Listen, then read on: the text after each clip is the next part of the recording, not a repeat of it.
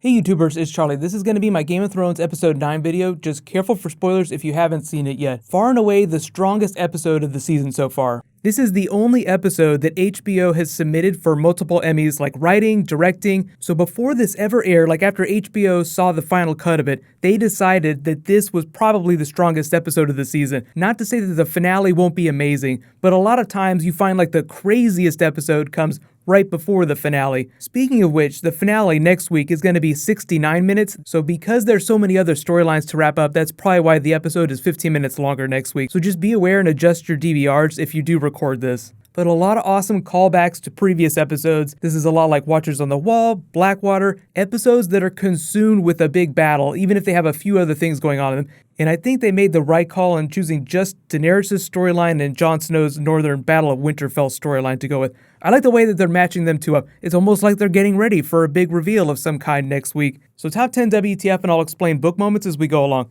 So number 10, the other two dragons finally get out, as predicted. Finally. It's about time. You see a giant fleet roll up, you have two weapons of mass destruction locked up. Makes sense that you would let them out to play. So we finally get to see the three dragons in battle. Just a preview of the wars to come. Think about what this scene is going to look like when they make it to Westeros. Number 9 goes hand in hand with Theon and Yara showing up. They have the ships.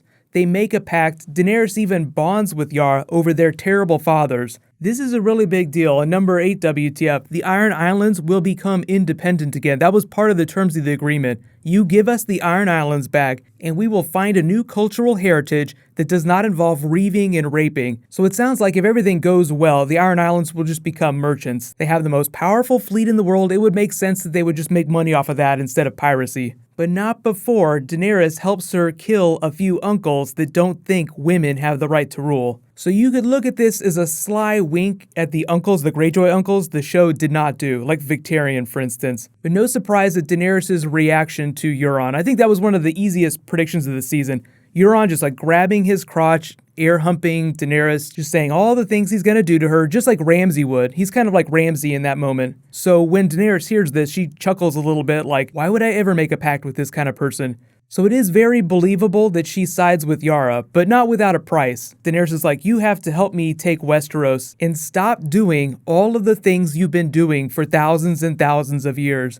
It becomes another one of those burning down the old ways moment. They've had that several times this season where it's like, there's this old way of thinking versus the new way of thinking. But one thing at a time. First they have to get to Westeros, then she has to figure out how she's going to take the Iron Throne. Is it going to be by force? Will there be another war or something else going to happen? That's why Tyrion in the teaser for the next episode said, now you're in the great game, as if the real battle is just to come. And obviously we're thinking about the War for the Dawn, but that's even further down the road. First she's thinking about Westeros and the Iron Throne. She hasn't even mentioned White Walkers once. So as awesome as we got victories in both these storylines for Daenerys and for the Starks, it's really just the beginning.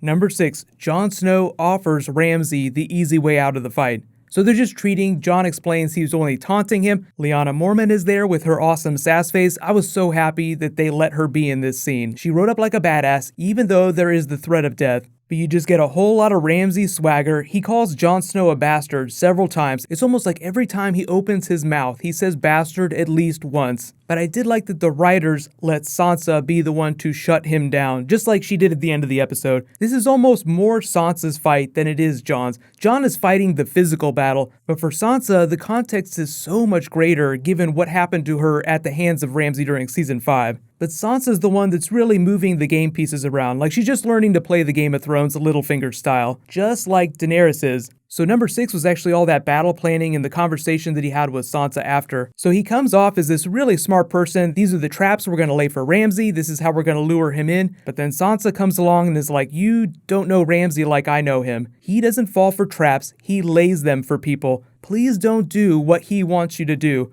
Which of course he proceeds to do in the battle. So number 5, at the battlefield, Ramsay releases Rickon. Do you like playing games, little man? And as tragic as Rickon's death is, even if you didn't read spoilers about this episode, you could have read the cues in the way they filmed this and the musical score that they put to it. It was such a tragic scene, and Ramsay was stone cold with the bow, like he was missing on purpose until he finally hit Rickon. We know from Theon's storyline in Season 3 that Ramsay, or maybe it was Season 4, that Ramsay is a good archer. The minute he picked the bow up and he was shooting at Rickon, I just thought of them chasing down that girl like he was literally hunting a girl like a wild animal. There were a lot of visual callbacks to previous episodes like this. So number 4, Davos finds the wooden stag that he gave to Shireen. There was actually this scene of her that's so heartbreaking where she's playing with it just like a little girl would play with her toys. And you just see over the course of the rest of the episode, like by the end, he just has murder on his face. I was surprised that he didn't kill her at the end of this episode, but they will follow up on it in the next episode. You can imagine how the conversation's going to go.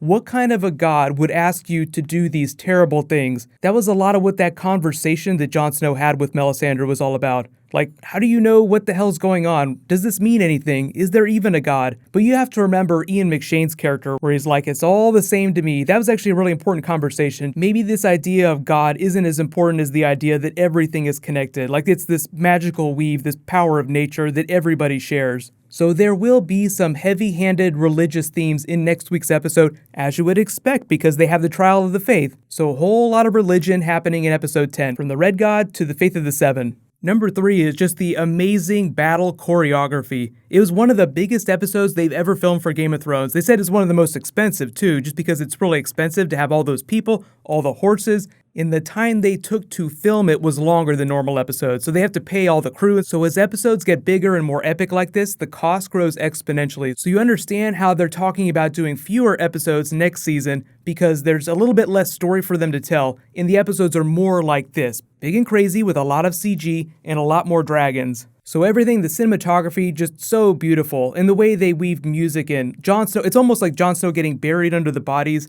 is him dying again and then clawing his way back to life like he clawed his way back to life in episode 2. So really awesome callback to that moment. If I die, don't bring me back. I order you not to bring me back. But in this moment, it's like he's choosing for himself and he claws his way back to life Wolverine style. How crazy was that giant pile of bodies? I was so worried when they dropped the teaser that this was 1-1 with just a couple people on top of him. But no, that is just a giant pile of bodies. So number 2, of course, Jon Snow versus Ramsay. You offered a one-on-one fight? I'd like to take you up on that. So Jon Snow gets revenge for all the terrible things that Ramsay's done, just starts beating the shit out of him for killing 1-1, but he stops when Sansa walks up. And I think the reason that he stopped, he didn't finish killing Ramsay, is because he sees himself in her eyes, and he doesn't want to become Ramsay himself. He doesn't want to turn into the monster that Ramsay is. So in walking away, it's a nice mirror for Sansa walking away from Ramsay after telling him, "You're nothing. No one's going to remember you. No one is going to remember your house." It was a little more satisfying when Sansa did it because of the context between those two characters, but there was also a moment like that with Jon Snow and Ramsay when Jon Snow walks away from him.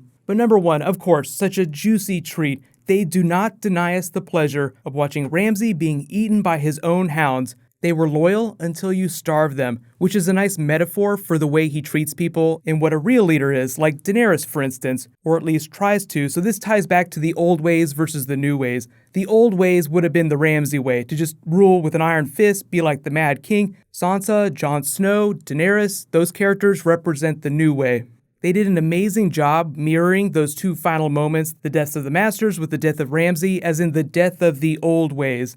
So there's this real push-pull between old ways, new ways, especially with the King's Landing storyline, because Cersei is really like our protagonist. We're seeing a lot of this from her perspective, but the reversal that's different from the other storylines is that Cersei's kind of the villain in that storyline. Even though the show isn't necessarily painting her like an antagonist, she's just fighting to keep what's hers. And what a coincidence that Tyrion even name-dropped the hidden wildfire all over King's Landing. So we're talking about burning down the old ways to make way for the new. So I just love the way of Cersei emerging as the clear front runner for a big villain. But she's such a good villain because she's just fighting to hang on to what is hers. Fighting to hold on to her family. We'll have so much Cersei and Jaime stuff to talk about next week. I might dedicate a bonus video to why Cersei is the best villain in Game of Thrones right now. If the show is telling us that the old ways are getting burned down, there must be a new way. What does that say about Cersei's storyline? Even though she's going to come across with a big victory, will come out seeming like a big villain. So let me know in the comments what was your favorite part of the episode, even if it was just something minor, like seeing Ramsay getting eaten by his own hounds. But was it not the best episode of the season so far? I mean, we haven't seen the finale yet, but you could watch this 10 times in a row and just be completely hypnotized by how amazing it looks,